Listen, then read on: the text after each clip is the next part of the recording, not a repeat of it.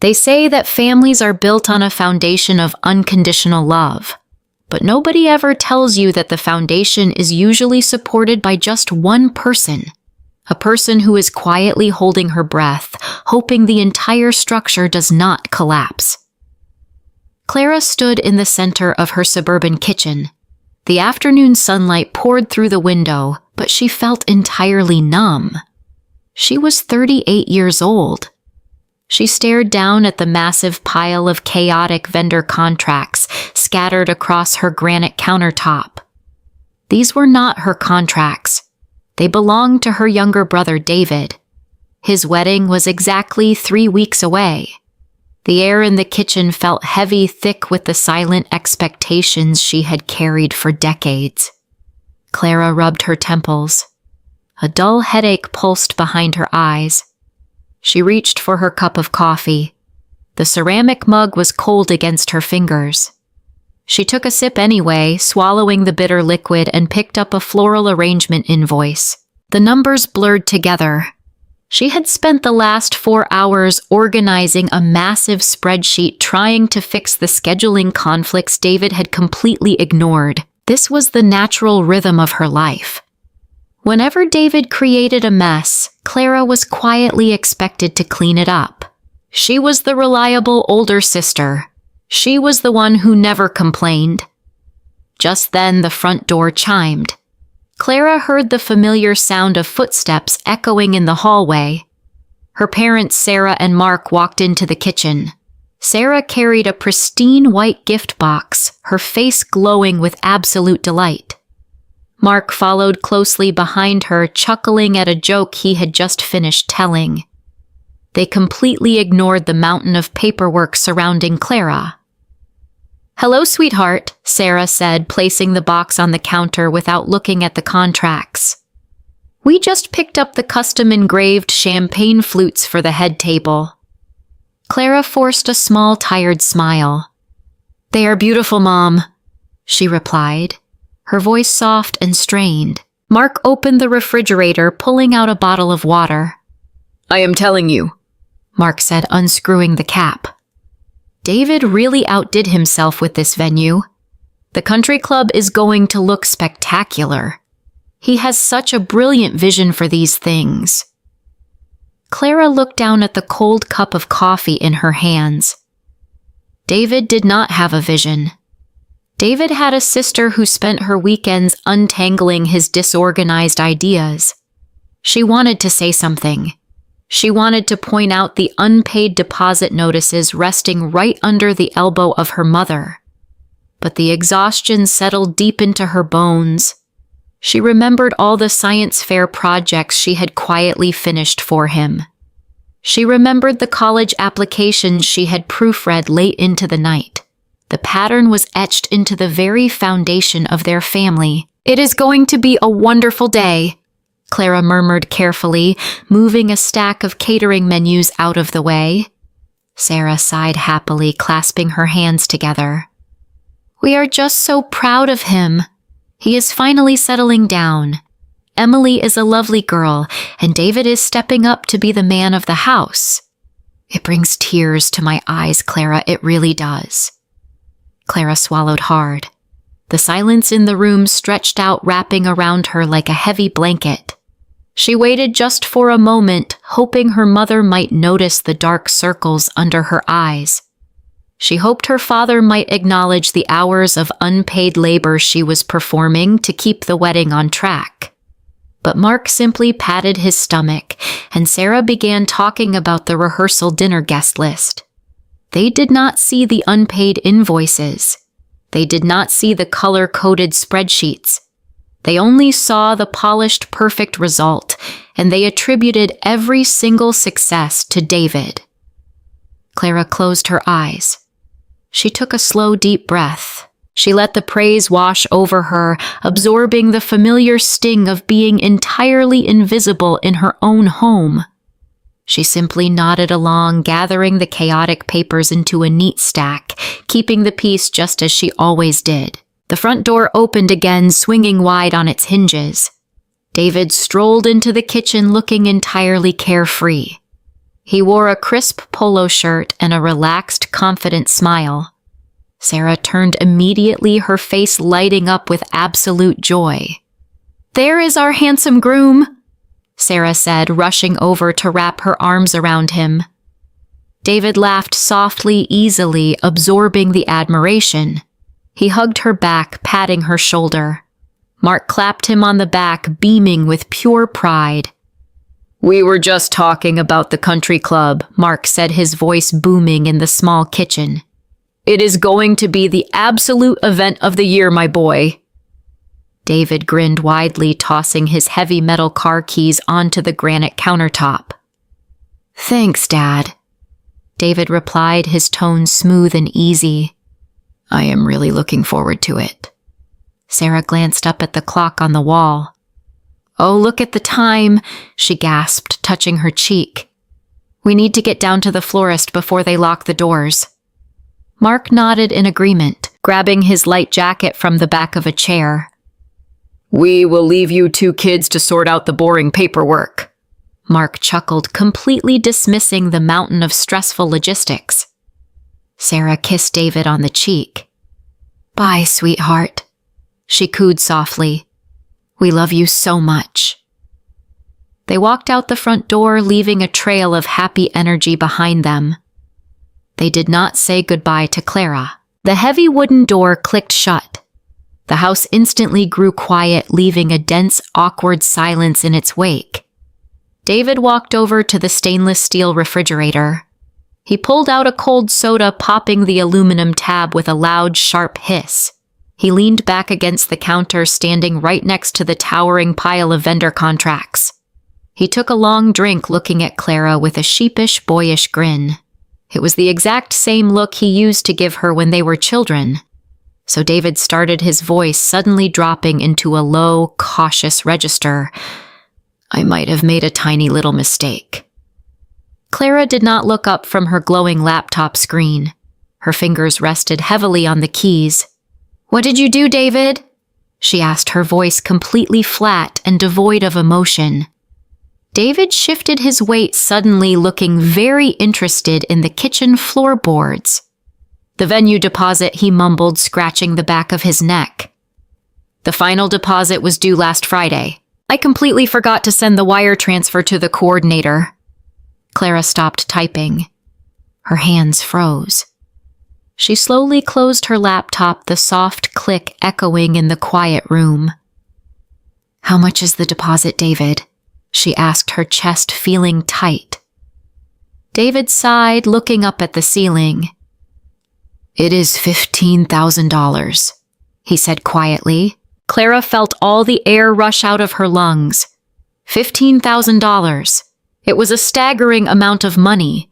It was a significant portion of her personal emergency fund. But David did not look panicked at all. He looked perfectly calm. He looked incredibly expectant. He took another casual sip of his soda, watching her face carefully. "If the country club does not get the money by tomorrow morning," David explained, brushing a speck of dust off his shirt, "they are going to cancel the entire reservation. Emily will be completely devastated. Mom and Dad will be so incredibly disappointed." He paused for a long second, deliberately letting the heavy guilt hang in the air between them. "I do not have that kind of cash liquid right now, Clara," he said softly, his tone pleading. "My consulting business has been a little slow this quarter."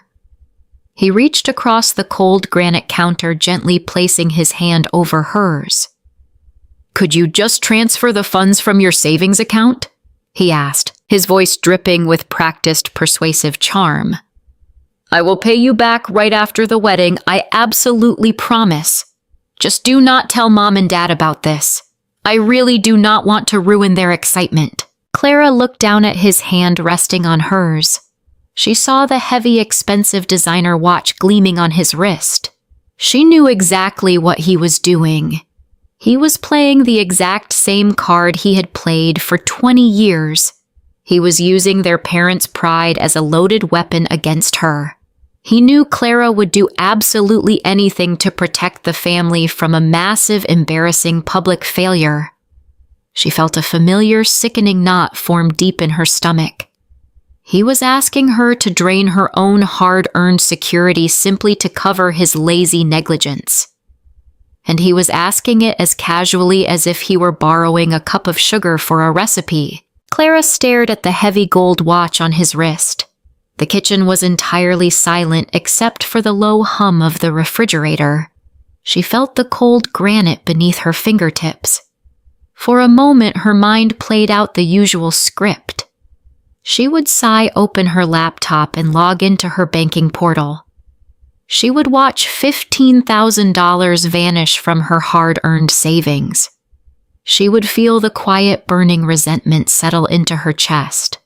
And David would walk away completely free of any real consequence. But as she looked at his relaxed, expectant smile, a strange, quiet shift occurred deep within her heart. The exhaustion did not feel like a heavy burden anymore. It felt like absolute clarity. She realized with sudden, crystal-clear certainty that he was never going to pay her back. He had never paid her back for the car repairs or the rent shortfalls or the endless string of small emergencies. She was not protecting him. She was simply enabling his irresponsibility. Clara gently pulled her hand out from under his. The warmth of his palm left her skin, leaving her feeling cool and remarkably steady. She looked up, meeting his eyes directly. "I am sorry, David," she said, her voice perfectly calm and completely level. "I cannot do that for you." David blinked. His confident smile faltered, replaced by a look of sheer, unadulterated confusion. He tilted his head as if he had not heard her correctly. "What do you mean?" he asked, a nervous chuckle escaping his throat. "It is just a quick transfer, Clara. I told you I am good for the money." "I do not have $15,000 to spare," she replied smoothly, feeling no guilt at all for the gentle lie. "And even if I did, it is your wedding. You and Emily need to handle your own vendor contracts." The color slowly drained from David's face. He set his soda can down on the counter with a loud, hollow thud. "Clara," he pleaded, his voice rising in sudden panic. "If you do not pay them by tomorrow, the venue is gone. Mom will be completely humiliated. Do you want to be the reason her heart is broken right before the wedding?" He was trying to hand the heavy weight of their parents' emotions right back to her. But this time, Clara simply refused to catch it. "Mom and Dad will be upset," Clara agreed, picking up her cold cup of coffee. "But they will be upset with you, David, not me, because you forgot to pay your own deposit." David stepped back, his eyes wide with absolute disbelief. "You are seriously going to let this happen?" he asked, his voice shaking with unexpected anger. "You are going to ruin my wedding over money." "I am not ruining anything," she said, pouring the cold coffee down the stainless steel sink. "I am just stepping out of the way. You have until tomorrow morning to figure it out. I suggest you call the venue coordinator and ask for an extension." Clara did not wait for him to argue. She did not stick around to manage his emotional outburst. She reached over, grabbed her laptop, and tucked it securely under her arm. She walked out of the kitchen, her footsteps echoing lightly on the hardwood floor. She left him standing there completely alone, surrounded by the towering piles of his own unmanaged chaos. For the first time in her entire life, Clara felt the invisible safety net vanish, and a profound sense of freedom took its place. The first 3 days of the week felt incredibly strange. Clara sat at her desk in her quiet home office, looking out the window. Her cell phone rested on the edge of the wooden desk. It vibrated aggressively against the polished surface. The screen lit up over and over again. It was the family group chat. The notifications poured in like a frantic, unending waterfall. Clara did not reach for the phone. She just watched the screen glow, illuminating the small dark room. David sent the first message at 8 in the morning. He asked if anyone had the caterer on speed dial. 5 minutes later, Sarah replied. She asked why Clara had not finalized the dinner menu choices. The messages escalated in urgency.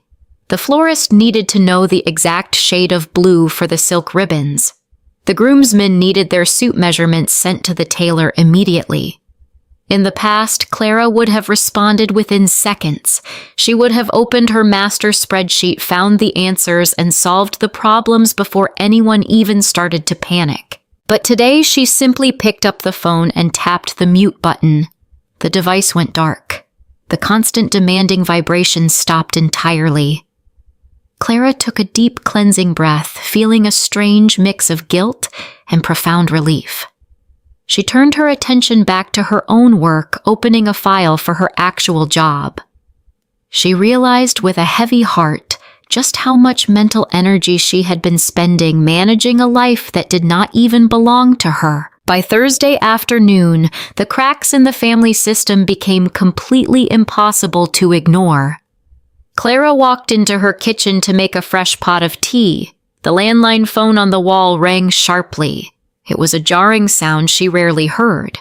She picked up the receiver, pressing it to her ear. "Hello," she answered calmly. "Clara?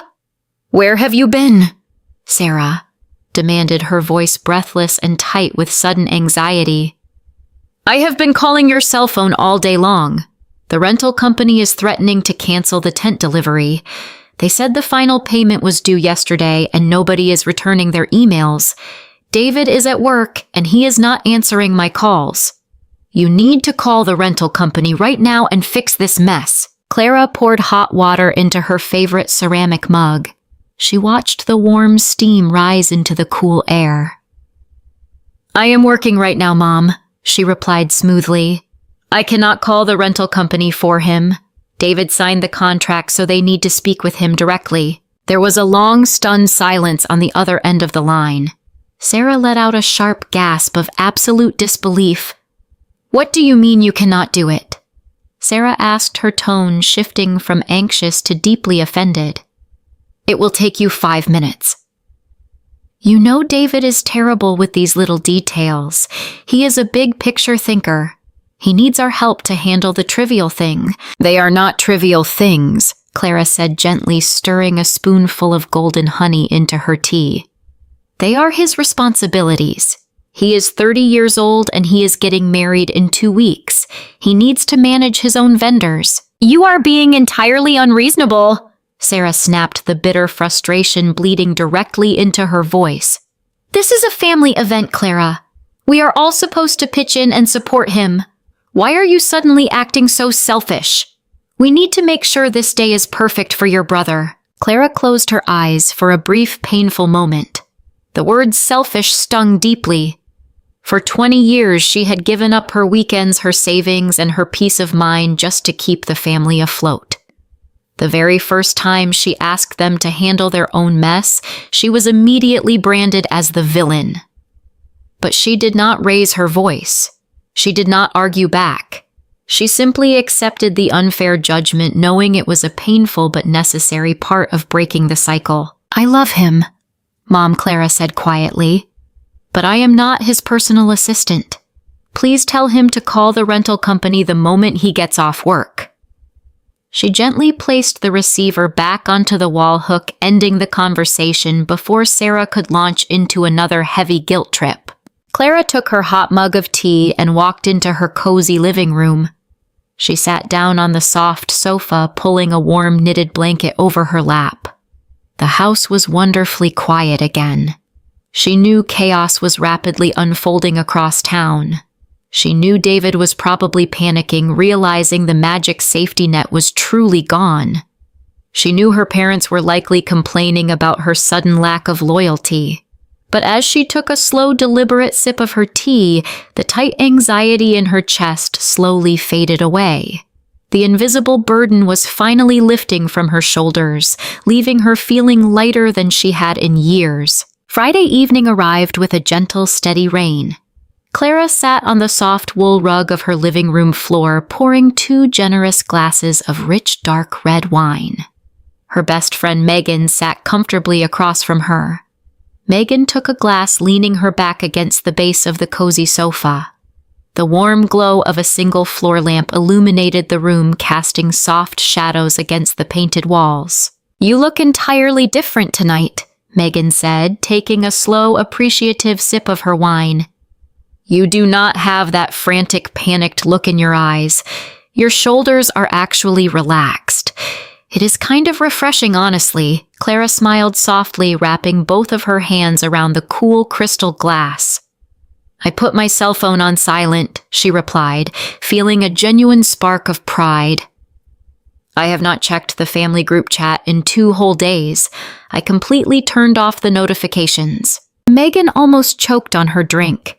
She coughed, setting the glass down heavily on the solid wooden coffee table. "Wait a minute," Megan gasped, her eyes wide with absolute shock. "You intentionally ignored a wedding crisis. Who is handling the catering chaos? Who is managing the seating charts?" "David is handling it," Clara said quietly, her voice steady. "Or rather, he is supposed to handle it. I told him I am officially out." Megan looked at Clara for a long, silent moment. Her expression shifted from shock to a look of profound, deeply felt respect. "It is about damn time," Megan whispered, reaching over to squeeze Clara on the knee. "You have carried that boy on your back for 20 years, Clara. You gave up so much of your own happiness for him." Clara looked down at the dark red liquid swaying inside her glass. The old memories surfaced uninvited, but painfully sharp. She remembered being exactly 22 years old. She had earned a highly coveted acceptance letter to a prestigious graduate program in London. It was her absolute ultimate dream. But David, who was only 14 at the time, had gotten suspended from high school again. Her parents were working incredibly late hours, desperately trying to pay off a massive mountain of credit card debt. "I just keep thinking about London," Clara confessed, her voice growing thick with sudden heavy emotion. Mom cried in the kitchen. She told me I was abandoning the family in their darkest hour. She said they desperately needed me to stay home to tutor David and to keep him out of juvenile detention. So I stayed. I folded up that beautiful acceptance letter and I put it in a dark desk drawer, and I never looked at it again. Megan nodded slowly, her expression filled with deep, unconditional empathy. "And you did the exact same thing 5 years ago," Megan reminded her gently. "When David tried to start that ridiculous tech company and lost all of his investors' money. You were actively touring open houses, Clara. You were finally ready to buy your own place. But you handed him $30,000 just so he would not get sued for fraud. You pushed your entire life back year after year to build a safety net for his endless mistakes." Clara felt a hot, silent tear slide down her cheek. She did not wipe it away. It felt incredibly validating to hear someone else acknowledge the quiet, invisible sacrifices she had made. Her parents had never thanked her for the money. They just patted her on the head, told her what a good, loyal sister she was, and then immediately praised David for learning a valuable business lesson. They never acknowledged that his lesson was paid for with her future. "The hardest part," Clara said, her voice trembling slightly in the quiet room, "is that they do not even see it. They do not see the life I did not get to live. They do not remember the engagement I called off because my ex-fiancé was tired of coming second to my family emergencies. They just expect me to be the reliable background character in David's grand, shining story, and the absolute moment I step out of my assigned role, I become the selfish villain." Megan picked up the wine bottle and poured a little more into Clara's glass. "You are not the villain," Megan said firmly, locking her warm brown eyes with Clara. "You are a woman who finally woke up from a terrible dream.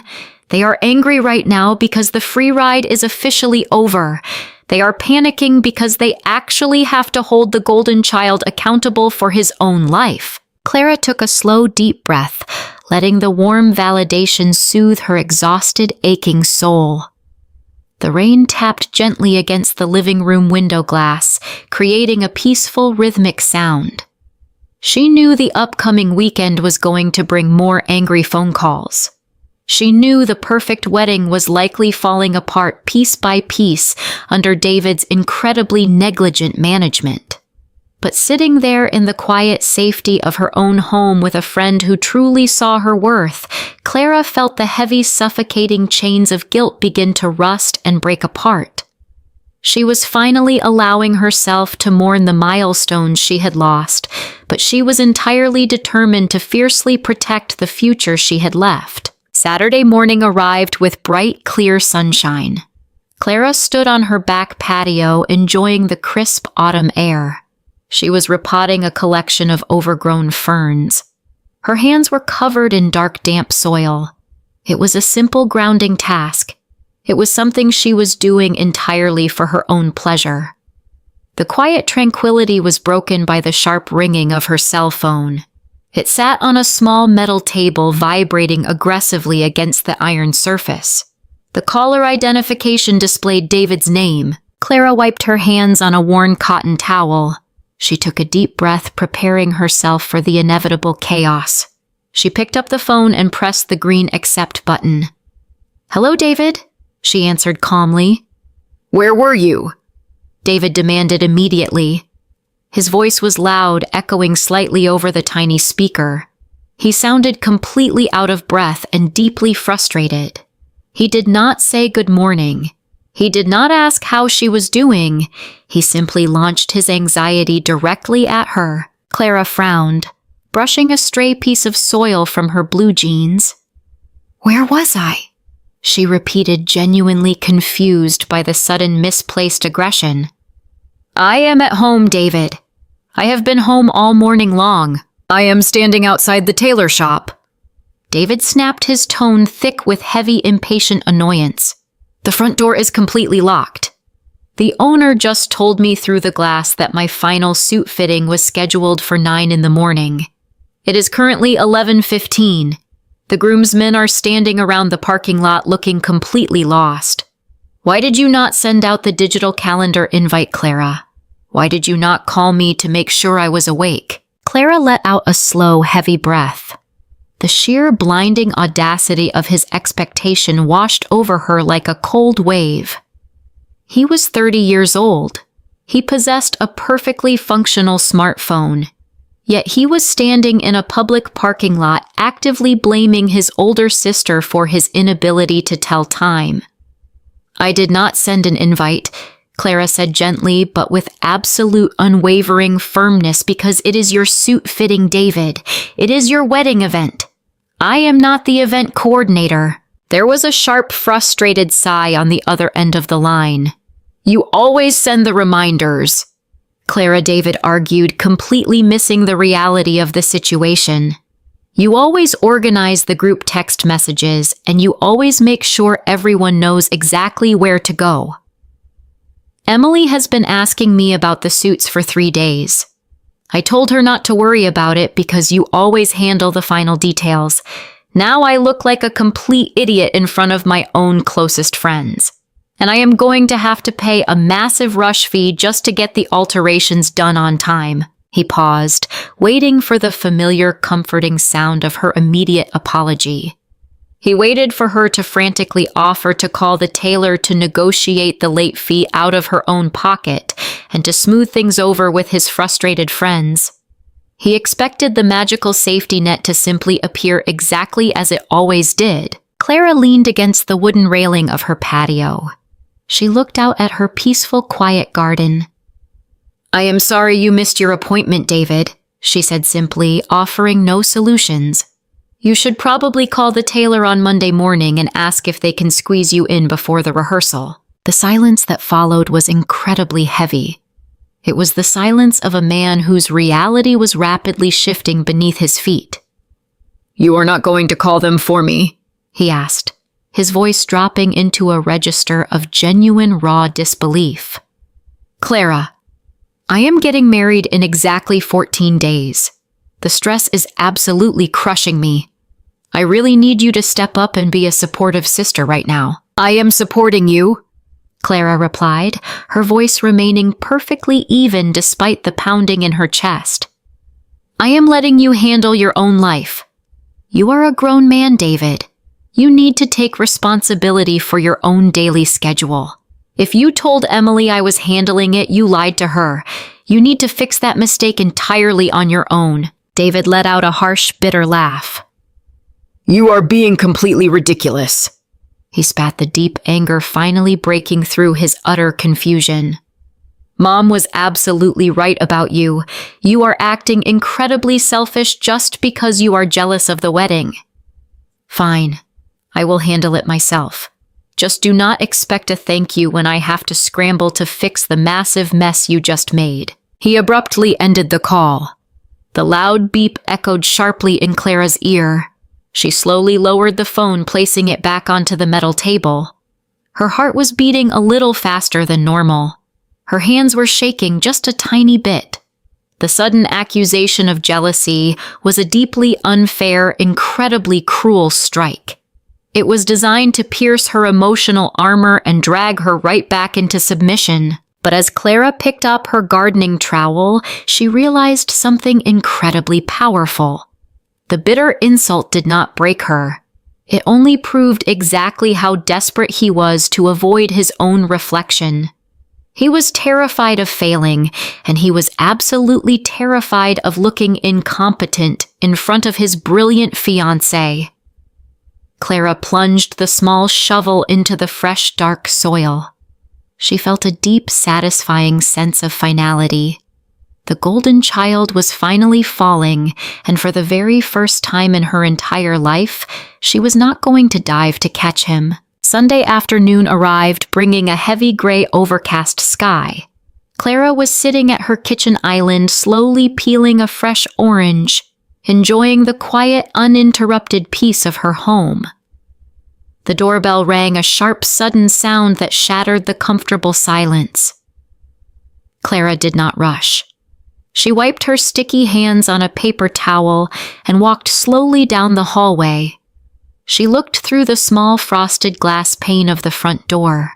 Her parents, Sarah and Mark, were standing on the wooden porch. They did not look happy. Sarah had her arms crossed tightly over her chest.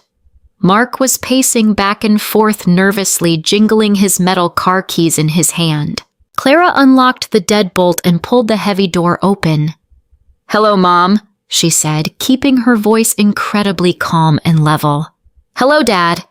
Sarah pushed right past her, walking directly into the tiled foyer without taking off her shoes. "This has gone far enough, Clara," Sarah announced, her voice shaking with righteous, completely misplaced anger. "We need to talk right now." Mark followed his wife inside, closing the door firmly behind him. He looked at Clara with a deep, incredibly disappointed frown. "Your mother is completely exhausted, Clara," he said, his tone thick with heavy disapproval. "We spent our entire Saturday night trying to calm David down. He is an absolute wreck, and it is entirely because of your stubbornness." Clara led them into the spacious living room, but she did not offer them a seat on the sofa. She stood by the brick fireplace, crossing her arms defensively over her chest. "What exactly did I do, Dad?" she asked, knowing exactly what the answer was going to be. "You humiliated him," Sarah cried, throwing her hands up into the air. "You let him stand outside the tailor shop like a complete fool in front of all his groomsmen." He was so incredibly embarrassed, Clara. And Emily was asking questions about why the timeline was suddenly falling apart.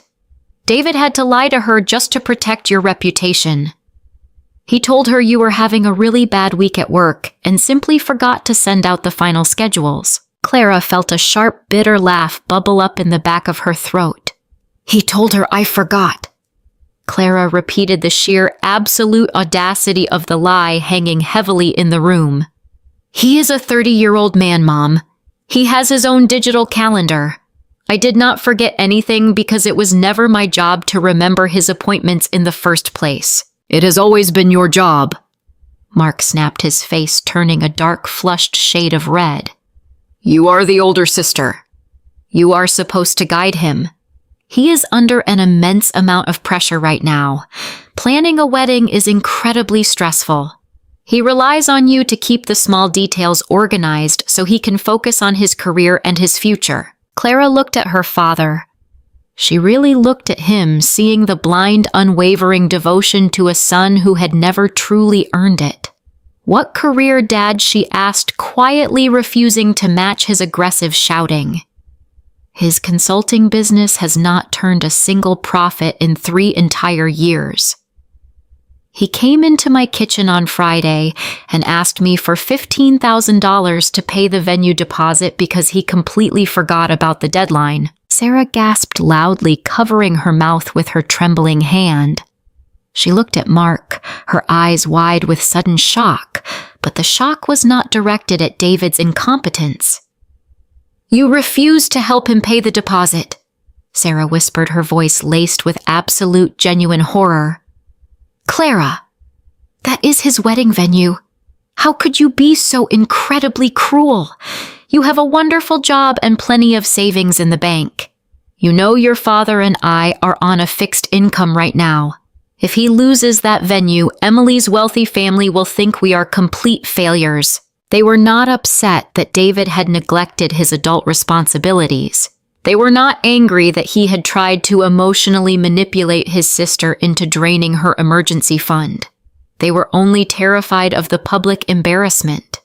They were furious at Clara for suddenly dropping the heavy, expensive curtain that hid their highly dysfunctional reality. I am not a bank, Clara said, her voice remaining perfectly steady despite the painful pounding in her chest. And I am not his personal assistant. I have spent my entire adult life cleaning up his careless messes. I paid for his car repairs. I organized his college applications. I gave him $30,000 to save his last business venture, and he never paid me back a single dime. We do not keep score in this family, Mark argued loudly, pointing a stern, condemning finger at her. Family helps family, Clara. You are acting entirely out of character. You have always been our sweet, reliable girl. I do not know who you are talking to or what self-help books you are reading, but this selfish phase needs to stop today. You need to call the tailor, fix the fitting schedule, and wire that money to the venue before they open on Monday morning. Clara felt a single hot tear slide slowly down her cheek. It was not a tear of sadness or weakness. It was a tear of profound, deeply rooted grief for the parents she finally realized she would never have. They did not love her for who she actually was. They loved her for what she could continually do for them. They loved her for the invisible burden she silently carried so they could pretend their golden child was absolutely perfect. No. Clara said softly, the simple word hanging in the quiet air like a delicate, unbreakable thread. What did you say?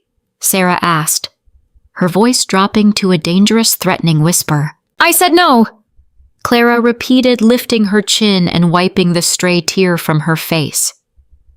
I am not calling the tailor. I am not sending a single dollar to the country club. If you are so terribly worried about Emily's family finding out the truth, then you can go to the bank, take out a personal loan, and pay the massive deposit yourselves. But I am officially done managing his life. Mark stared at her. His jaw tightly clenched, his eyes dark with fury. You are going to regret this, Clara, he said, his voice cold and deeply punishing. When your brother gets married and starts his beautiful new life, he will remember who stood by him and who selfishly abandoned him in his time of need. Sarah shook her head, tears of angry frustration finally spilling down her powdered cheeks. Come on, Mark, she said, grabbing her husband roughly by the arm. We are wasting our precious time here. She is far too wrapped up in her own bitter jealousy to listen to reason. We will just have to figure out how to save his wedding entirely on our own. They turned around and walked swiftly out of the living room. Their heavy footsteps echoed loudly on the hardwood floor. The front door slammed shut with a violent resounding thud, rattling the glass picture frames on the hallway walls. Clara stood completely alone in her quiet, empty living room. Her heart was racing, beating like a frantic drum against her ribs. The silence of the house felt incredibly heavy, but it also felt profoundly clean. She had stood her ground. The earth had shaken, the storm of their anger had hit her directly, but she had not fallen down. She walked back into the kitchen, picked up her half-eaten orange, and took a long, steadying breath, preparing herself for the fallout. Emily sat at the small glass dining table in the modern apartment she shared with David. The bright glow of her laptop screen illuminated her face in the quiet, dim room. She was a deeply organized, highly capable woman. She managed an entire team at a busy architectural firm. She thrived on structure, and she absolutely valued clear communication. But right now, the thick white wedding planning binder sitting open in front of her felt like a chaotic, completely unsolvable puzzle. She rubbed her tired eyes, staring at the blinking cursor on her computer screen. The lead event coordinator from the country club had just sent her a highly concerning, incredibly urgent email. The tone of the professional message was polite, but the underlying threat was absolutely clear. The massive final venue deposit was several days late, and the club board was actively threatening to release their highly coveted date to another couple on the waiting list. Emily felt a cold, sudden spike of deep anxiety in her chest. She picked up her ceramic mug, taking a nervous sip of lukewarm green tea. David had explicitly told her he handled the massive deposit last Friday. He had smiled that charming, incredibly confident smile of his and told her to just focus on her beautiful dress fittings while he managed the heavy financial lifting. Emily had trusted him completely. She loved his relaxed, easygoing energy, largely because it perfectly balanced out her own intense Type A personality. But as she read the venue coordinator's email again, a small, deeply uncomfortable seed of doubt began to take root in her logical mind. It was not just the single missed payment. It was a strange, subtle pattern that she was suddenly starting to see weaving through the very fabric of their daily life together. The heavy front door of the apartment opened and David walked inside. He dropped his expensive leather gym bag onto the entryway rug with a loud thud. He looked completely exhausted and incredibly stressed. He did not greet her with his usual cheerful, boisterous energy. He walked straight past the dining table, heading directly into the kitchen. He opened the stainless steel refrigerator and stared blankly into the cold, illuminated space, looking entirely defeated. Emily watched him quietly from the table. She slowly closed the heavy wedding binder, resting her palms flat against the smooth white leather cover. "David," she called out, her voice calm, but carrying a distinct, undeniable note of serious inquiry. "Can you come here for a minute, please?" David shut the refrigerator door heavily, grabbing a plastic bottle of cold water. He walked slowly over to the glass table, forcing a tight, incredibly unconvincing smile onto his face. "What is up, babe?" he asked, leaning his weight against the high back of an empty wooden chair. He took a long, nervous drink of water, deliberately avoiding her direct, searching gaze. Emily turned her laptop screen toward him so he could clearly read the urgent email from the country club coordinator.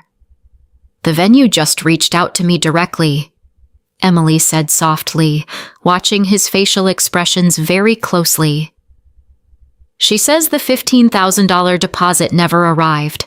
She said they have not heard from you in over an entire week, and they are preparing to cancel our wedding reservation tomorrow morning." The remaining color drained completely from David's face. He set the water bottle down on the glass table, his hand shaking slightly. He let out a harsh, incredibly frustrated sigh, running his fingers through his messy hair. "I cannot believe this," he muttered, his voice suddenly laced with heavy defensive anger. "Clara promised me she was going to handle the wire transfer. I gave her the exact routing details on Friday afternoon. She is completely dropping the ball right now, Emily. She is acting so incredibly selfish this week, and she is single-handedly ruining my entire schedule." Emily did not say anything at first. She simply sat perfectly still, processing the sheer breathtaking absurdity of his immediate excuse. Her sharp, highly analytical mind immediately began pulling apart the faulty logic of his statement. Why would Clara, his older sister, be responsible for paying their massive wedding venue deposit? Why did David completely lack any personal accountability for a major financial contract bearing his own signature? "Clara is paying our venue deposit," Emily asked, her voice dropping into a quiet, extremely cautious register. David realized his massive slip-up instantly. He shifted his weight awkwardly, looking down at his expensive leather shoes. "Well, not paying it," he stammered, his usual smooth confidence rapidly crumbling into nervous pieces. "I asked her to temporarily front the cash from her emergency savings account just until my next big consulting check clears the bank. It is a completely normal family favor, Emily. She always helps me balance my cash flow during these busy months. But she is throwing some kind of weird emotional temper tantrum right now. She completely ignored the tailor appointment I asked her to schedule for the groomsmen, and now she is intentionally holding the venue money hostage, just to make me look like a failure." Emily felt a heavy, terrifying sinking sensation settle deep into her stomach. She thought about the early romantic days of their relationship. David always seemed so incredibly put together. He drove a beautiful luxury car, he lived in this modern apartment, and he spoke endlessly about his grand, successful entrepreneurial visions. But Emily was suddenly realizing with absolute heartbreaking clarity that the entire foundation of his successful life was completely invisible to her. The solid foundation was not his own hard work. The foundation was Clara. Clara was the one who sent the thoughtful birthday gifts to David's friends. Clara was the one who quietly finalized the complicated family vacation itineraries. Clara was the silent ghostwriter for every single competent action David supposedly performed. David, Emily said, keeping her voice completely neutral, desperately trying to contain the rising panic in her own chest. "You told me the consulting check cleared 2 weeks ago. You told me you wired the money to the country club yourself. You sat right across from me at dinner, looked me directly in the eyes, and explicitly said the venue was entirely paid off. Why did you lie to me about our shared finances?" David looked up, his eyes wide with sudden cornered panic. "I did not lie to you, Emily," he pleaded, stepping closer to the edge of the glass table. "I just did not want you to worry about the boring logistics. You are already working so hard at your architectural firm. I knew Clara would handle the temporary financial shortfall because she literally always does. It was a guaranteed, completely safe backup plan. I was just trying to protect you from the unnecessary stress." But Emily did not feel protected at all. She felt entirely manipulated and deeply terrified for her own future. She looked at the man she was supposed to marry in less than 14 days. She did not see a confident, capable, equal partner. She saw a frightened little boy desperately waiting for his older sister to arrive and clean up the massive mess he made.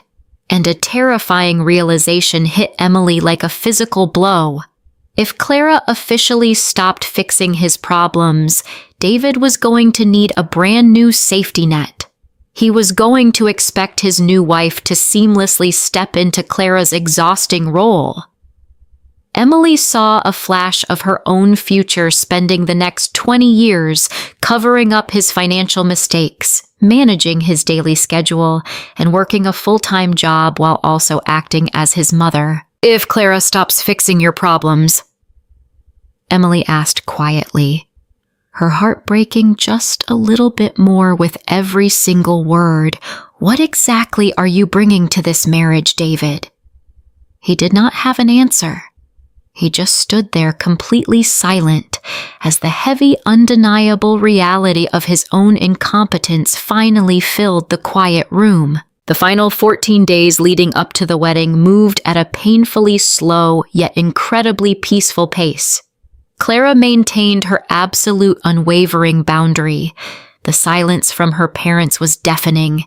They were using their absolute favorite weapon, the silent treatment. In the past, whenever Sarah and Mark froze her out, Clara would panic. She would rush over to their house carrying expensive pastries and offer endless apologies just to restore the fragile peace. But this time, Clara simply let the silence ring. She spent her weekend mornings sitting on her sunny patio, drinking hot coffee, and actually reading a book for pure pleasure. She went for long, quiet walks through her neighborhood park, listening to the gentle rustling of the autumn leaves. She felt the deep, lingering sting of their emotional absence, but she also felt a profound, undeniable sense of true freedom. The heavy, invisible backpack she had carried for 20 years was finally resting on the ground. She was no longer running interference for a grown man. She was just Clara living her own quiet life. The evening of the official rehearsal dinner finally arrived. Clara drove herself to the elegant downtown restaurant. She wore a simple, sophisticated navy blue dress. She felt a strange, detached calm as she handed her car keys to the parking valet. When she walked into the private dining room, the chaotic, heavy tension hit her like a physical wall. The event was completely disorganized. The long, elegant tables were set with expensive white linens, but the beautiful floral centerpieces were entirely missing. The printed name cards, which Clara usually spent hours arranging in perfect alphabetical order, were nowhere to be found. Extended family members were wandering aimlessly around the room holding empty wine glasses, looking highly confused about where they were supposed to sit. Clara saw her mother Sarah standing near the swinging kitchen doors. Sarah was wearing a stiff, panicked smile, desperately trying to flag down a very busy waiter. David stood near the private corner bar, pulling nervously at the tight collar of his crisp dress shirt. He looked incredibly pale, and he was sweating heavily under the warm amber lighting. Emily was standing right next to him. Her posture was perfectly rigid, and her expression was entirely unreadable. Clara took a slow, deliberate breath and walked gracefully into the crowded room. In any other year, this exact level of public chaos would have sent her into full coordinator mode. She would have grabbed a pen, written out temporary name cards on paper napkins, and marched into the kitchen to demand the missing appetizers. But tonight, Clara simply found an empty chair near the back of the room. She sat down, smoothed the fabric of her navy dress, and politely asked a passing waiter for a glass of sparkling water. She became a silent, composed observer, watching the golden child completely fail to manage a simple dinner party. Eventually, the confused guests awkwardly found their own seats. The private dining room was filled with a low, uncomfortable murmur. People were whispering, wondering why the evening felt so incredibly disjointed. Clara sat quietly sipping her cool, sparkling water. The first course of the meal was severely delayed. When the salads finally arrived, the kitchen staff looked entirely frazzled, dropping plates onto the table with loud, careless clatters. Mark sat at the head of the long table, his face dark and incredibly tense. He drank his heavy glass of scotch in absolute silence, glaring across the room at David, unable to hide his deep disappointment. David tried to stand up, tapping a silver spoon against his water glass, attempting to deliver a charming welcome toast. The sharp ringing sound barely cut through the awkward chatter. "Thank you all for coming tonight." David stammered, his voice cracking, sounding thin and incredibly nervous. He wiped the heavy sweat from his forehead with a white cloth napkin. "We hit a few minor logistical bumps this evening, but we are just so happy to have our family here." He looked desperately down the long table, his anxious eyes darting directly toward Clara. He was silently begging her to jump in and rescue his failing performance. He wanted her to stand up, to make a funny, charming joke, to diffuse the heavy tension, and to magically excuse the delayed dinner service. He wanted her to play the role of the loving, supportive sister who always made him look good. Clara met his desperate gaze, held it for a brief, quiet second, and then simply took another sip of her cold water.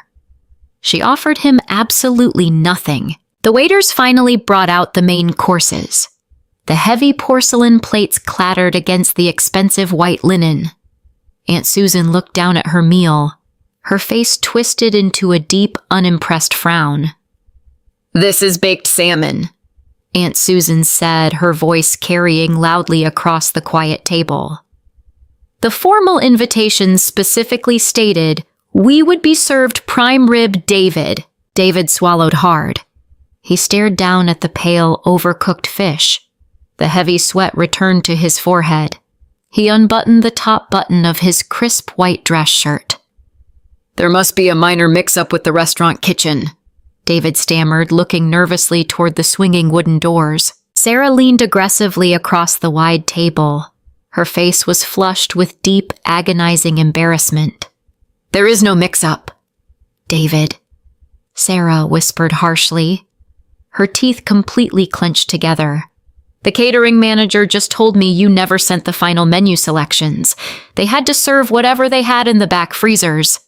This is an absolute, complete disaster." Mark slammed his heavy scotch glass onto the table. The sudden sharp noise made several guests physically jump. "How do you forget to order the food for your own rehearsal dinner?" Mark demanded, his voice low and vibrating with absolute fury. "Your mother and I are paying for half of this entire weekend. We look like complete, utter fools right now sitting in front of Emily's family." Emily's parents sat at the far end of the long table. They were perfectly silent. They were eating the cold salmon with stiff, rigid posture. They did not look angry. They looked incredibly, deeply disappointed. Emily sat directly next to David. She did not speak up to defend him. She simply stared straight ahead, chewing her food with slow, mechanical precision. Her silence was deafening. David felt the walls rapidly closing in on him. The absolute, undeniable weight of his own failure was finally crushing him in public. He could not handle the heavy pressure. He could not accept the blame. His eyes darted desperately around the private room, searching for his familiar escape route. His gaze locked directly onto Clara. She was sitting quietly eating her dinner, completely removed from the frantic chaos. The sheer panic inside David immediately turned into violent defensive anger. He pointed a shaking finger directly across the table, aiming right at his older sister. "Do not blame me for this!" David shouted, his voice echoing loudly off the restaurant walls. The entire dining room went completely dead silent. Every single guest turned to look at the groom. "It is Clara's fault," David declared, his voice shaking with desperate manufactured outrage. "She is the one who completely ruined everything tonight. She was supposed to call the catering manager on Tuesday.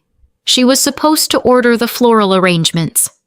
I asked her to help me because I was completely overwhelmed with my heavy work schedule, and she intentionally ignored all of my calls just to humiliate me in front of everyone." The heavy, cruel accusation hung in the dead air.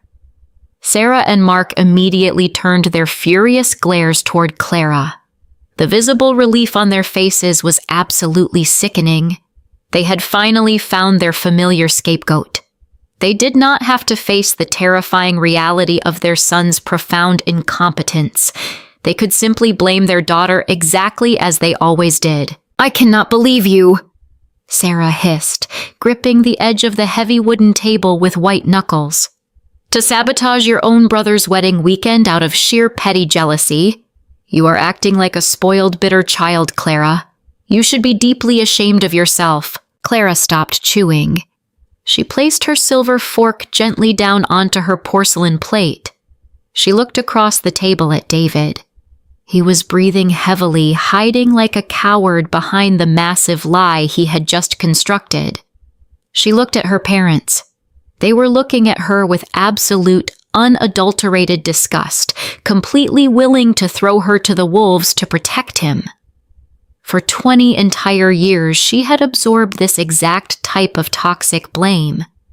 She had taken the quiet scoldings, the harsh lectures, and the deep emotional punishment simply to protect the fragile peace of the family unit.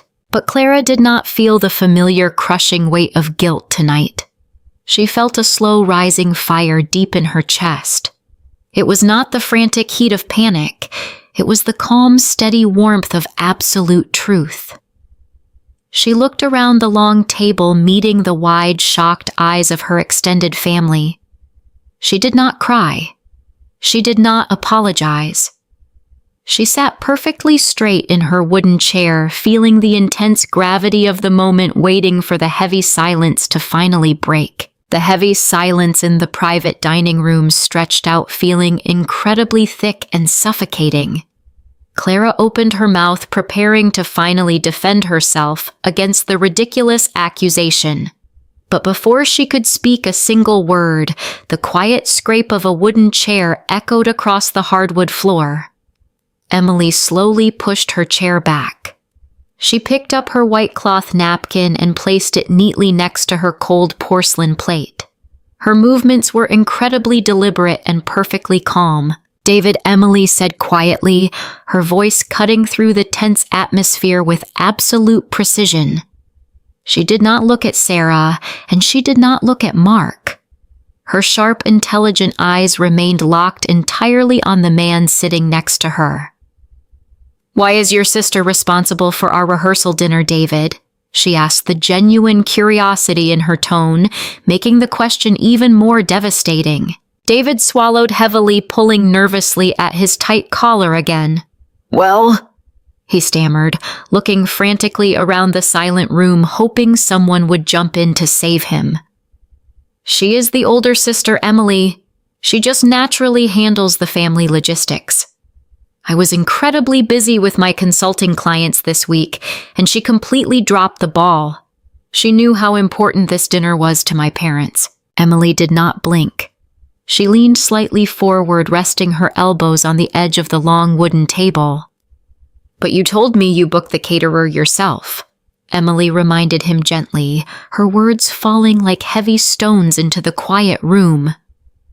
"You told me 3 weeks ago that you spent an hour on the phone with the head chef. You explicitly told me you ordered the prime rib. Did you lie to me, David, or did you lie to your parents?" The color drained completely from David's face, leaving him looking sickly and pale. "Emily, please," he whispered, trying to reach out and touch her hand. "Not right now. We can talk about this later in private." "We are going to talk about it right now," Emily replied, pulling her hand away from his desperate grasp. "Because 2 weeks ago, the country club coordinator emailed me directly. She told me the $15,000 final deposit was missing. When I asked you about it, David, you told me you asked Clara to cover the massive cost out of her own emergency savings. You claimed it was just a temporary family favor until your imaginary consulting check cleared the bank." Sarah gasped loudly from the other end of the table. She looked at David, her eyes wide with sudden terrifying confusion. "What are you talking about, Emily?" Sarah asked, her voice trembling slightly. "David paid that venue deposit months ago. He showed us the official receipt." "He showed you a forged document," Sarah Emily stated, coldly refusing to let the older woman interrupt her clinical dissection. "He never had the money. He relies entirely on Clara to silently fund his lifestyle and to manage his absolute incompetence. And when Clara finally set a healthy boundary, the entire illusion completely collapsed. Mark slammed his hand flat against the table. Now listen here, Emily. Mark boomed, his face turning a deep, angry shade of red. I will not sit here and let you insult my son in front of our entire family. David is a highly successful entrepreneur. He just made a few minor scheduling mistakes. He does not have a business, Emily fired back, her voice remaining perfectly steady despite the rising volume of the older man. I spent the entire afternoon today auditing the financial documents he provided for our prenuptial agreement.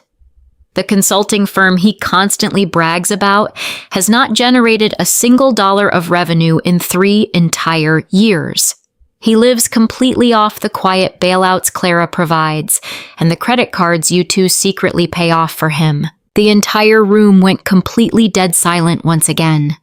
The extended family members looked down at their plates, completely paralyzed by the sheer magnitude of the public exposure.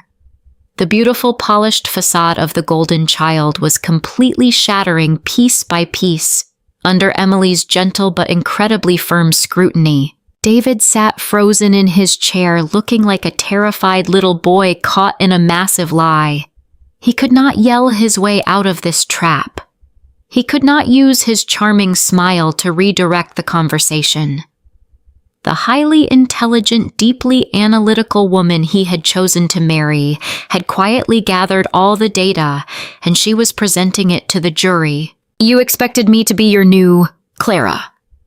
David, Emily said softly, the profound disappointment in her voice echoing loudly in the quiet room.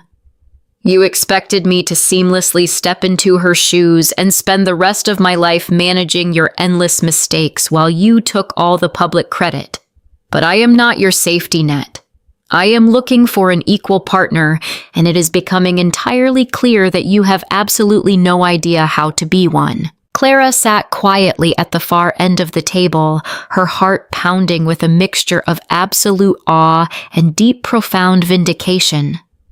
For 20 years, she had carried the heavy truth entirely alone. She had been called crazy, jealous, and bitter.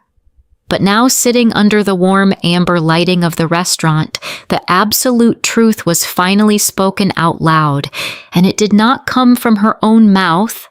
It came from the very woman David had desperately tried to impress. The quiet in the private dining room felt absolute, like the heavy air before a massive thunderstorm. Sarah stared at Emily. Her mouth opened and closed, completely unable to process the hard financial facts. The illusion was collapsing right in front of her eyes, but the deeply ingrained habit of protecting her son overrode all logic. Sarah simply could not accept that the golden child was a complete failure. She suddenly turned her sharp, furious gaze directly away from Emily. She locked her eyes onto Clara. You did this, Sarah hissed, her voice trembling with intense, completely misdirected rage. You set him up, Clara. You fed Emily these horrible, vicious lies just to humiliate him in front of everyone. Clara sat perfectly still. The sheer, blinding delusion of her mother's accusation was almost breathtaking to witness. I did not say a single word to Emily. Mom Clara replied softly, keeping her voice completely calm. I did not have to say anything. The empty bank accounts and the missing venue deposits speak entirely for themselves. Mark slammed his heavy hand against the table again, making the silver forks jump off the white linen. Do not speak to your mother with that disrespectful tone, Mark shouted, his face turning a dangerous dark purple. You planned this entire ambush, Clara. You have been terribly jealous of David since the very day he was born. You could never stand the fact that he was the bright, shining star of this family.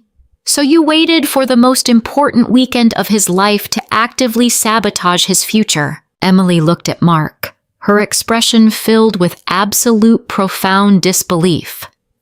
Mr. Henderson, Emily interjected, her tone firm and highly clinical. Clara did not show me the financial documents. I demanded them from David myself because his stories were completely falling apart. You are actively choosing to ignore the absolute truth. But Mark completely ignored Emily. His deep narcissistic pride could not handle the sudden rejection from the wealthy bride. He desperately needed a safe target to destroy to regain control of the room. He leaned heavily across the wooden table, pointing a shaking finger directly at his oldest daughter. "You are a bitter, lonely woman, Clara." He spat, the cruel words hitting the quiet room like physical blows. "You pushed your own fiancé away because you are completely impossible to live with. And now you are trying to ruin your brother's happiness because you have absolutely nothing going for yourself." Aunt Susan gasped softly, pressing her hand over her chest. The extended family members looked down at their laps, highly uncomfortable with the brutal, deeply personal attack. David sat in his chair, completely silent, letting his father tear his sister apart just to save his own skin.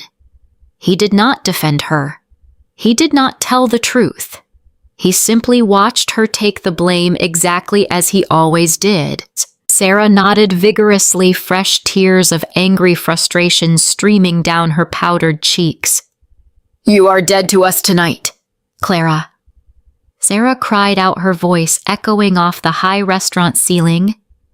"If you hate this family so much, if you hate your own brother so much, then you need to pack your things and leave this dinner right now. You are officially uninvited from the wedding tomorrow. We do not want your toxic, deeply selfish energy ruining his beautiful day." The tension in the room stretched, pulled incredibly tight like a heavy rubber band about to violently snap.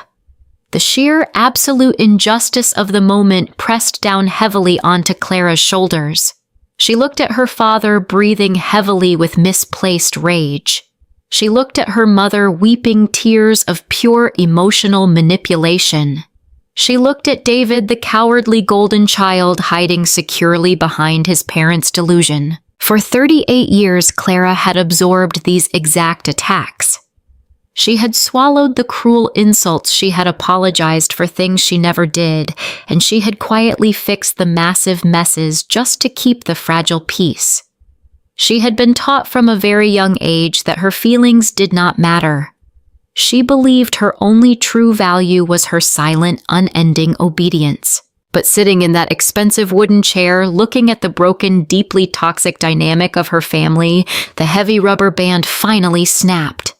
The quiet, invisible burden she had carried for decades shattered into a million pieces. Clara did not feel the familiar urge to cry. She did not feel the desperate, frantic need to apologize. The deep, hot fire in her chest rose up rapidly into her throat. She slowly pushed her chair back, the wooden legs scraping loudly against the polished floorboards. She stood up, smoothing the front fabric of her navy blue dress. Her posture was completely rigid, and her head was held high.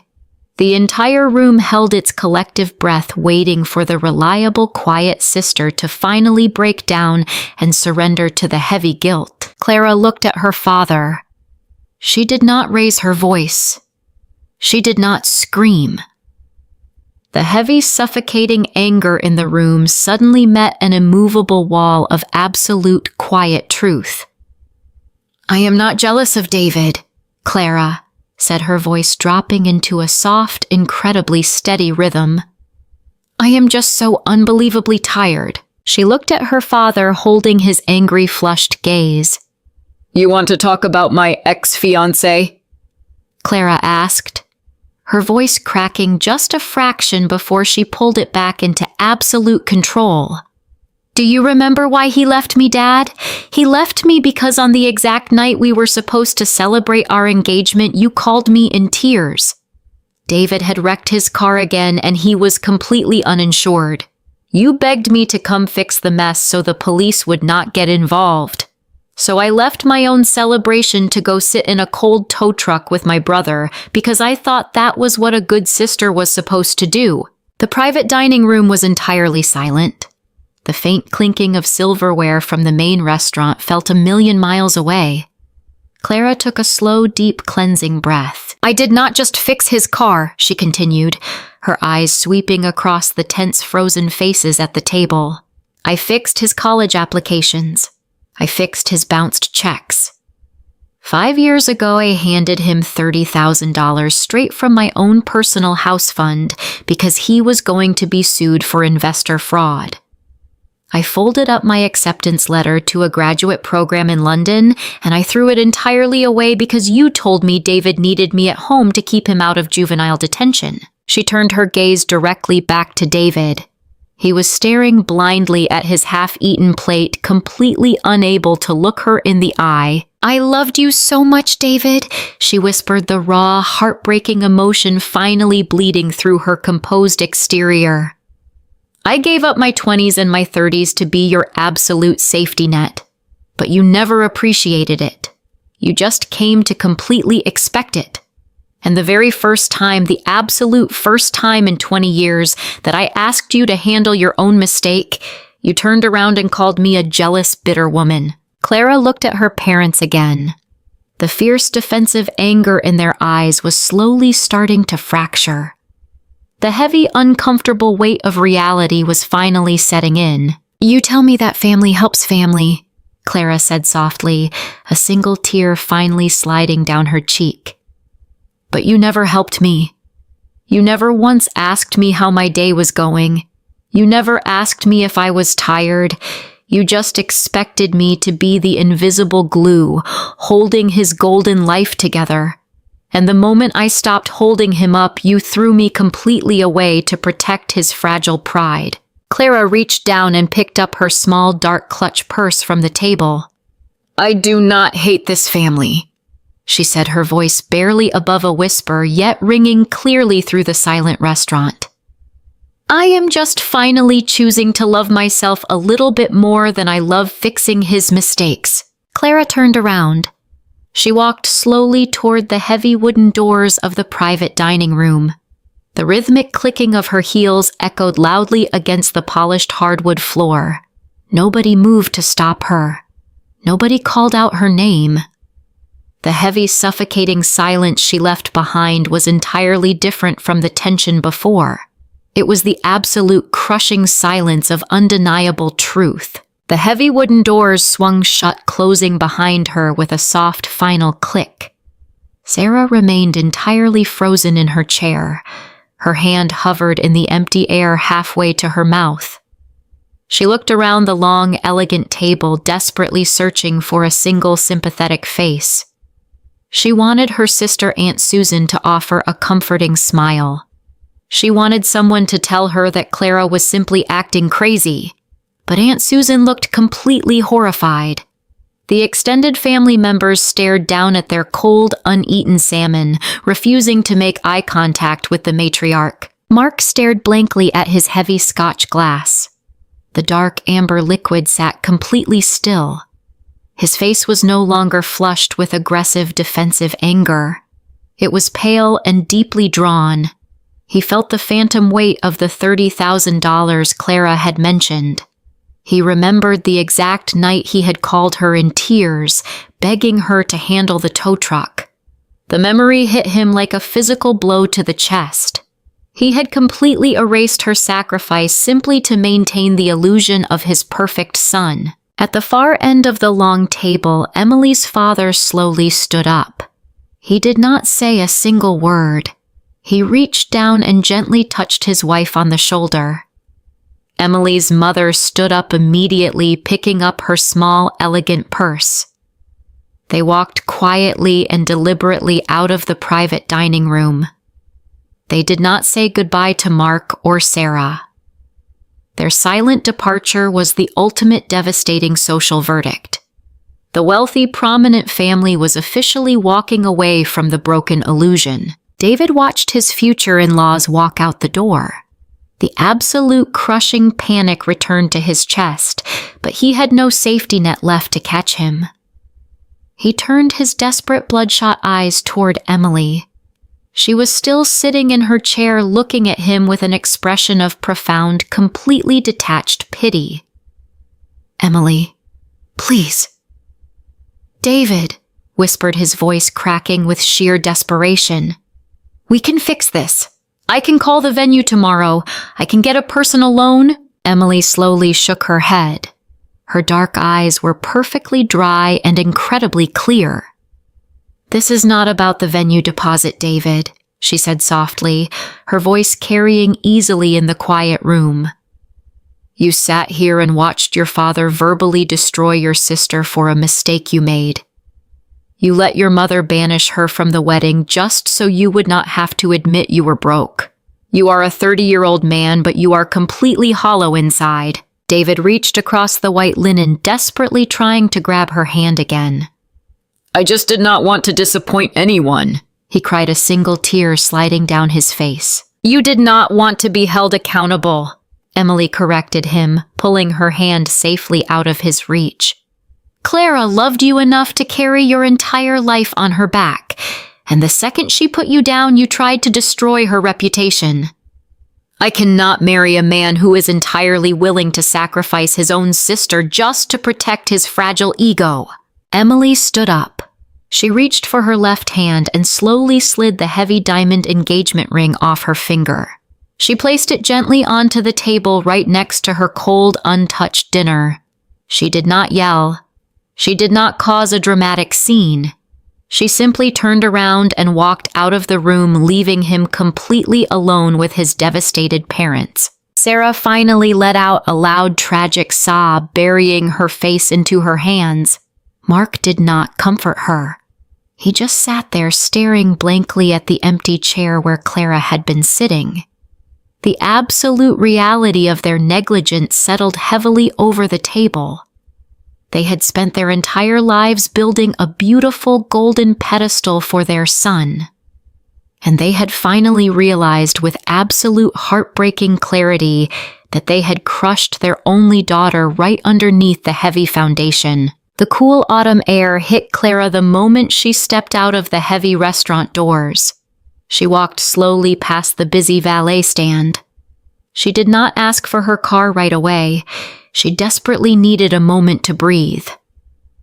She found a quiet stone bench sitting on the far edge of the softly lit outdoor patio. The city traffic moved slowly in the distance. The tall streetlights cast long, gentle shadows across the pale concrete. Clara pulled her thin coat closely around her shoulders. She felt a slight tremble in her hands, but her heart was beating with a steady, peaceful rhythm. She had done it. She had finally spoken the heavy, suffocating truth. She sat there for nearly 30 minutes. She watched the red taillights of the passing cars, letting the cool breeze dry the single tear on her cheek. Then she heard the heavy brass door of the restaurant swing open. The sound was distinct, cutting sharply through the quiet night. Clara turned her head slightly. She saw a figure step out into the cool evening air. It was David. He looked entirely different. The custom-tailored suit hung loosely on his exhausted frame. His expensive silk tie was completely gone, and his top buttons were carelessly undone. He looked incredibly small. He did not look like the confident, arrogant groom anymore. He looked exactly like the terrified 14-year-old boy who used to hide in her bedroom when their parents fought. David spotted her sitting on the stone bench. He hesitated for a long, heavy moment. He slowly walked over his expensive leather shoes, scraping softly against the rough concrete. He did not say a word at first. He simply sat down on the far edge of the cold bench. The physical distance between them felt immense, yet incredibly fragile. Clara did not turn to face him. She kept her eyes focused straight ahead, looking at the glowing city lights. Emily left. David said quietly, his voice completely hollow. He did not sound angry. He sounded entirely broken. Clara let out a slow, steady breath.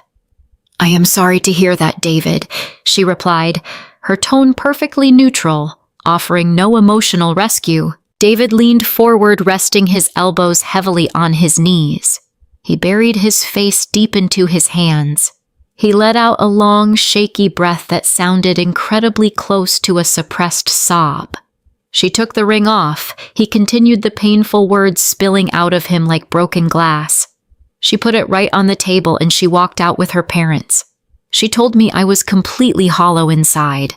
She told me she could not marry a man who would sacrifice his own sister to protect his pride. Clara turned her head, finally looking at her younger brother.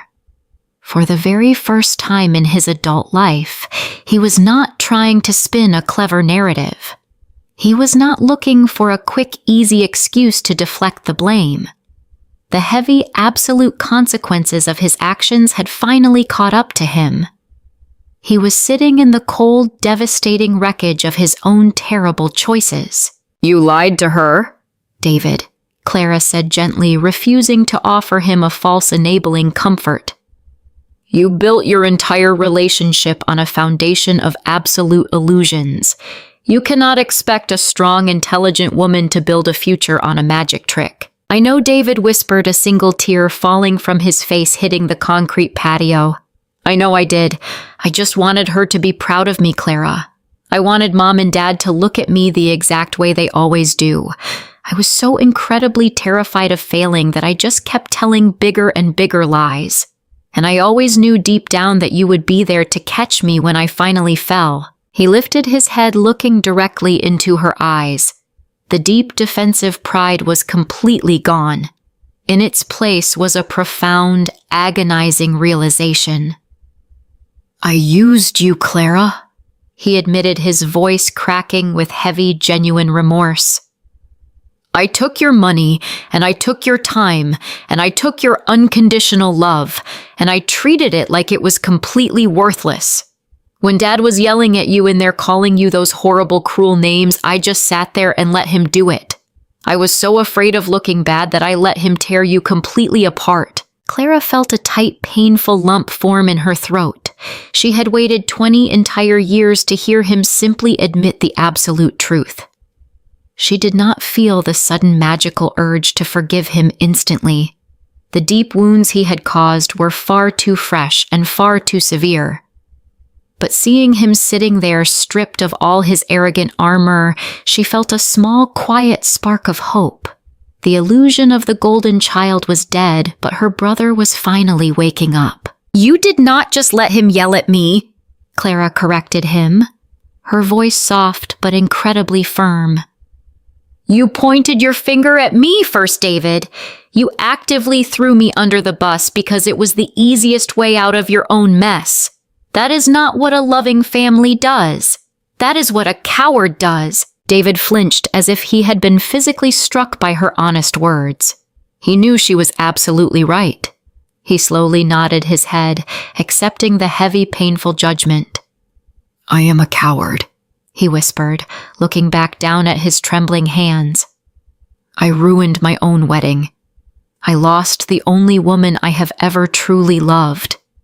And I destroyed my relationship with the only person who ever actually looked out for me. Clara looked away, letting the quiet night air settle peacefully between them. The streetlights flickered slightly in the distance. The heavy, honest conversation they were having was incredibly painful, but it was absolutely necessary. It was the delicate, painful process of resetting a broken bone.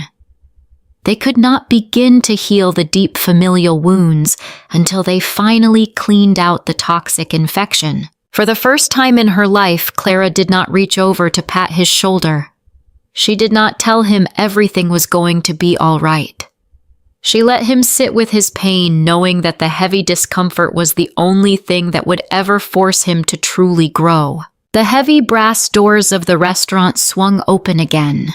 The warm, golden light from the lobby spilled out, stretching across the cold concrete patio. Clara looked up, watching the two figures step out into the chilly night air.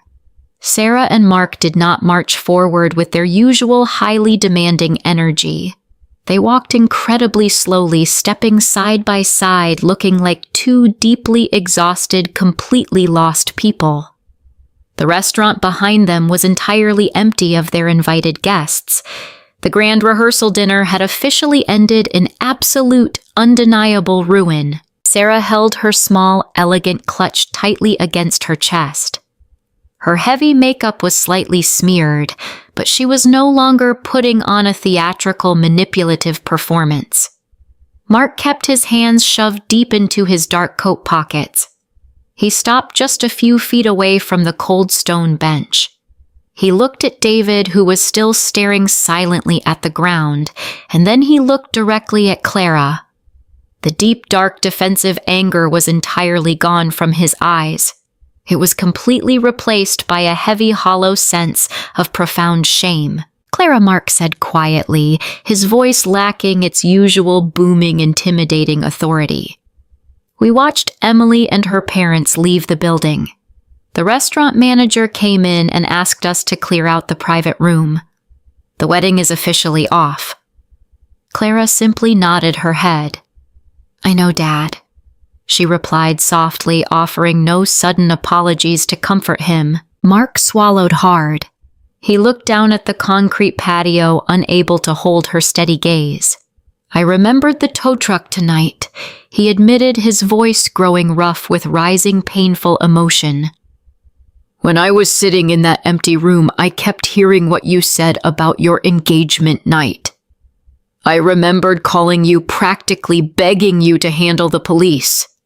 I completely ruined your special evening just to keep David out of trouble, and I never even apologized for it.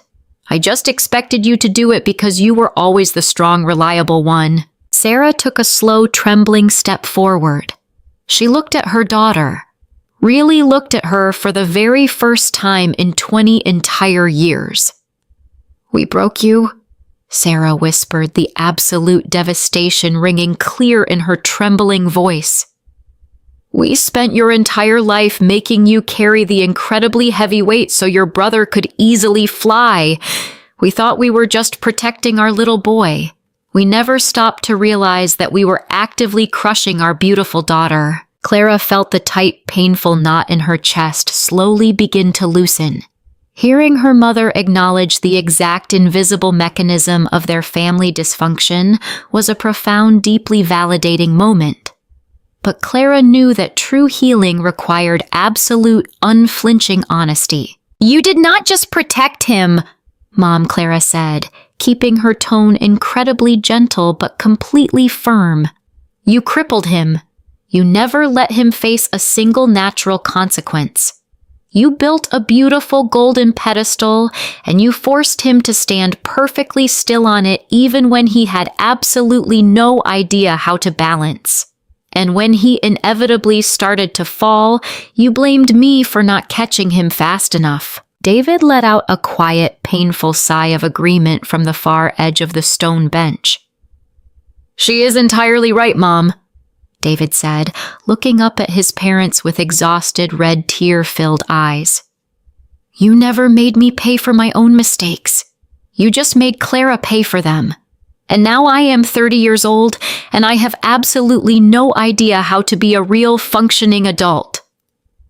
Emily saw right through the entire illusion because the illusion was all I actually had. Mark closed his eyes, taking a long, incredibly shaky breath. The profound reality of his massive parenting failures hit him with absolute, undeniable force. He had driven away his loyal daughter, ruined his son's independence, and destroyed his family's public reputation, all out of a desperate, deeply misplaced sense of pride. "I am so incredibly sorry," Clara Mark said, his voice finally breaking under the heavy, agonizing weight of his guilt. "I was a terrible father to you tonight. I was a terrible father to you for a very long time. I called you jealous and bitter because I was absolutely terrified of looking in my own mirror." Sarah reached out her hand, trembling violently in the cool night air. She gently touched Clara on the shoulder. "Can you ever forgive us?" Sarah asked, genuine hot tears finally streaming down her face. "Can we somehow fix this massive, terrible mess?" Clara looked at her parents. She saw the deep, authentic regret in their tired, aging eyes. She did not feel the sudden, automatic urge to run back into their arms and pretend everything was perfectly fine. The years of quiet, invisible damage could not be magically erased by a single tearful conversation on a dark patio. but she did feel the heavy rusted chains of the past finally breaking entirely apart. "I can forgive you," Clara said softly, offering them a small, incredibly cautious smile. "But we cannot fix this by going back to the way things were before. The safety net is officially gone. I will always love you, Mom. I will always love you, Dad. And I will always love David. But I am never going to carry his responsibilities again. And I am never going to let anyone speak to me the way you did tonight." Mark nodded slowly, accepting the new absolute boundaries of their relationship. "We understand, sweetheart," he replied, his voice filled with a quiet, profound respect. "We have a lot of incredibly hard work to do. All of us." David stood up from the cold stone bench. He slowly buttoned his dark coat, his posture still slumped but looking slightly more resolute. He looked at Clara, offering her a weak but incredibly sincere smile. "Thank you, Clara," he whispered. "Thank you for finally putting me down. It really hurts to hit the bare ground, but I think I actually needed the fall." Clara stood up, smoothing her navy blue dress one final time. She picked up her small, elegant clutch. "You are going to be okay, David," she said gently. "You just have to learn how to walk entirely on your own now." The family stood quietly together on the dark, peaceful patio. The heavy, toxic illusion was completely dead. The grand, expensive wedding was entirely canceled. The beautiful, polished facade was completely destroyed. But as Clara turned around and walked slowly away from the restaurant, heading toward the valet stand to retrieve her car, she did not feel like she had lost her family. For the very first time in her entire life, she felt like they actually had a real honest chance to finally find each other. 6 months passed since the night of the ruined rehearsal dinner. The cold, bitter winter slowly melted away, making room for a bright, promising spring. Clara sat at a small circular table outside a bustling local coffee shop. The morning air was warm and incredibly fragrant. She took a slow, deep sip of her iced vanilla latte. She watched the busy city street, feeling a profound, quiet sense of inner peace. The family dynamic had shifted dramatically over the past 6 months. It was not a magical overnight fix. There were incredibly awkward holidays and many uncomfortable, heavy conversations.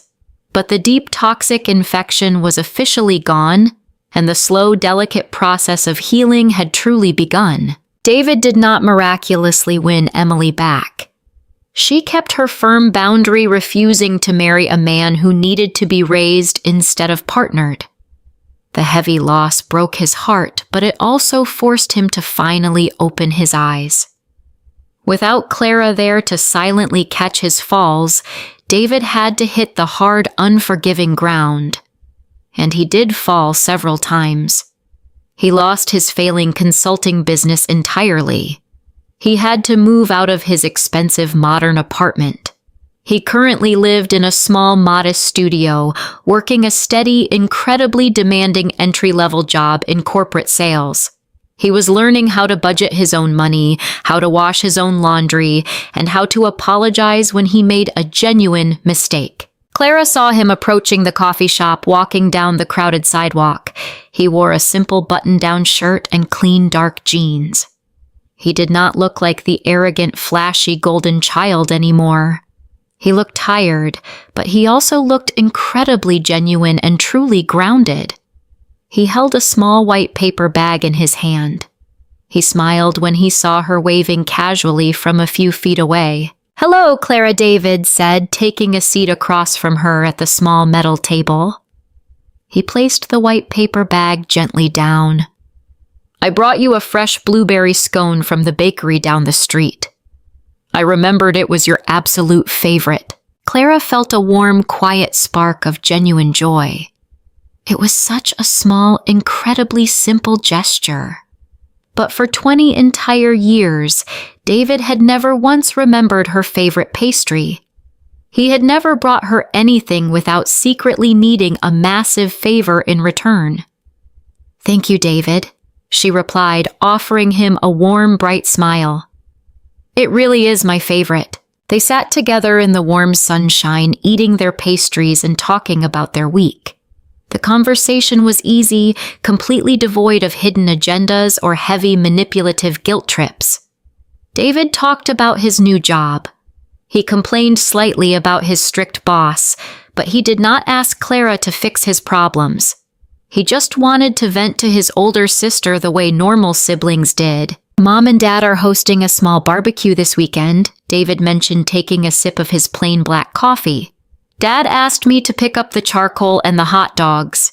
He actually texted me a reminder this morning and asked me to send him the grocery receipt so he could pay me back. Clara chuckled softly, shaking her head.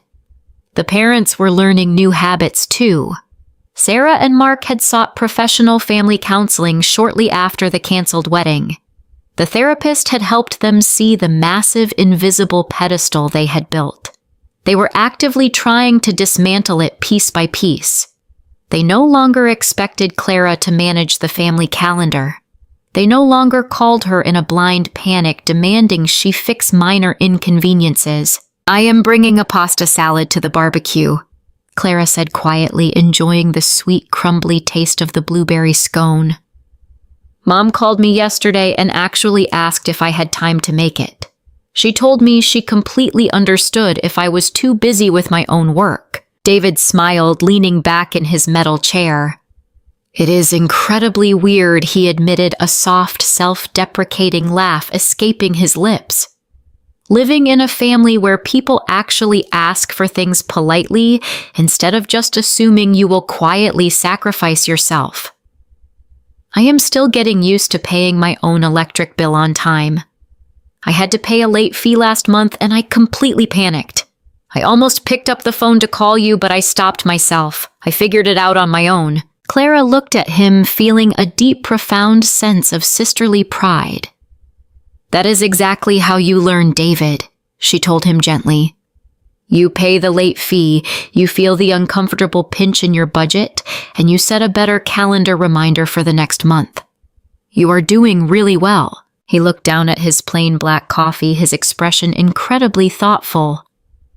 I sent Emily a letter last week, he confessed, his voice dropping into a quiet, vulnerable register. I did not ask her to come back. I just apologized for lying to her. I told her she was absolutely right about me.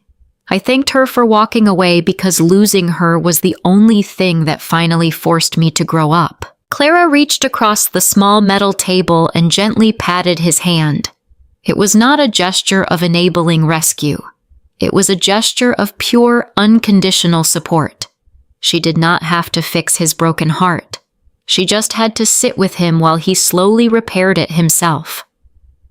I am really proud of you, David, she said softly. They finished their coffee in a comfortable, healing silence. The bright spring sun warmed their faces. The heavy, invisible burden that used to sit squarely on Clara's shoulders was completely gone. She was not the family manager anymore. She was just a sister enjoying a quiet morning with her brother. As they stood up to leave, David gave her a warm, genuine hug. It was not the desperate, clinging embrace of a terrified boy needing a bailout. It was the strong, equal embrace of a man who finally respected the woman standing right in front of him. David turned around, walking slowly down the busy sidewalk, heading toward his new office. Clara watched him go, feeling an incredible sense of relief. She turned and walked toward her own car. The upcoming weekend barbecue would be simple. There would be no frantic last-minute panics and no heavy expectations, just a family learning how to exist together without relying on quiet, invisible sacrifices. She unlocked her car door, feeling lighter than she had in years. The storm was completely over, and the new foundation they were building was finally strong enough to hold them all. Sunday morning arrived, painted in soft shades of gold and pale blue. Clara woke up slowly in her own comfortable bed. She opened her eyes and looked at the smooth white ceiling. For the first 38 years of her life, waking up usually came with a sharp, heavy spike of immediate anxiety. She used to reach blindly for her cell phone before she even fully opened her eyes. She used to check for urgent text messages, missed calls, and impending family disasters. She used to brace herself for whatever heavy burden David or her parents had dropped overnight. But today her phone sat quietly on the wooden nightstand. The screen was completely dark.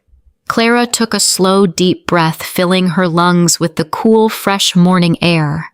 She stretched her arms far above her head, feeling the soft cotton sheets against her warm skin. The tight, painful knot that used to live permanently in the center of her chest was entirely gone. It had not returned in over 6 months. She threw off the heavy covers and stepped out of bed, her bare feet touching the warm, woven rug.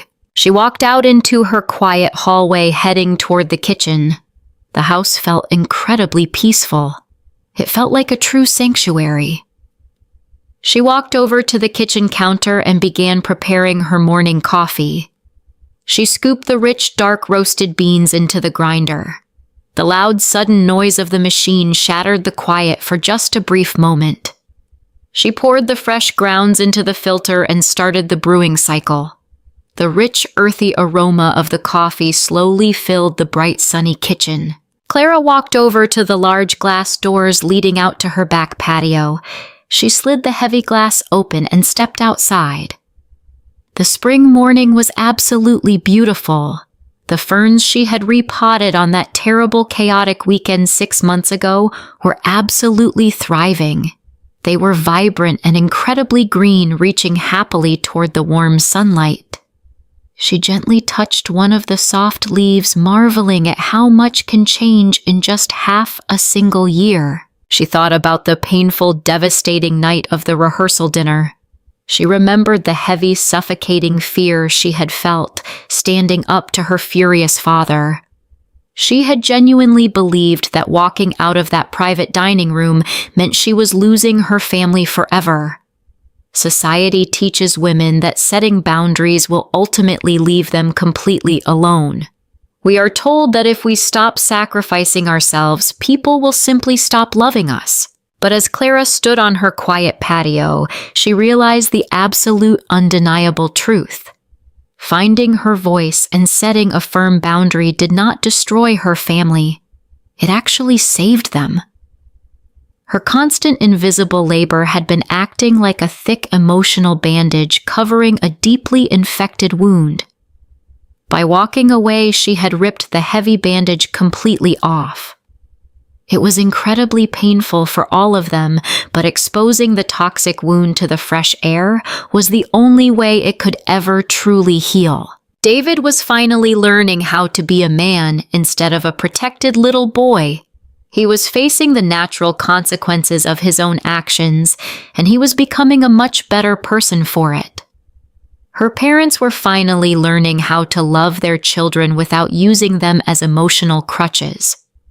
They were slowly figuring out how to manage their own anxieties instead of projecting them onto her. And Clara, for the very first time in her entire adult life, was finally learning how to just be herself. She did not have to earn her place in the world by constantly fixing other people. She was inherently valuable simply because she existed. Her focus at work had improved dramatically now that she was only managing one single household. She felt a deep, returning surge of creative energy that had been buried under years of pure exhaustion. She walked back into the warm kitchen and poured her fresh coffee into a large ceramic mug. She wrapped both of her hands around the warm clay, letting the comforting heat seep into her skin. She took a slow, satisfying sip. She looked around her beautiful, quiet home. She had bought this house with her own hard-earned money. She had decorated it entirely to her own taste. Every single thing in this peaceful space belonged entirely to her. Her cell phone buzzed gently, resting on the kitchen counter. Clara did not feel the familiar sickening drop in her stomach. She walked over and casually tapped the screen. It was a simple, cheerful text message from her best friend Megan. Megan was asking if Clara wanted to meet up for a late Sunday brunch in the city. Clara smiled, her heart feeling incredibly light and completely free. She typed back a quick, happy yes. She had her entire future completely ahead of her. She was only 38 years old. She was looking at new, exciting travel brochures for a summer trip to London. The dream she had folded away all those years ago was finally sitting right back on her desk. She was taking her life back day by beautiful day. The heavy, invisible backpack was permanently gone. She took another slow sip of her hot coffee, looking out the window at her thriving garden. The world was incredibly wide, completely open, and absolutely full of bright, wonderful possibilities. She had survived the storm, and she had finally found her quiet, beautiful peace. True love within a family does not mean setting yourself on fire to keep others warm. When we stop overcompensating for the mistakes of those we love, we give them the grace to grow, and we give ourselves the permission to be valued for who we truly are.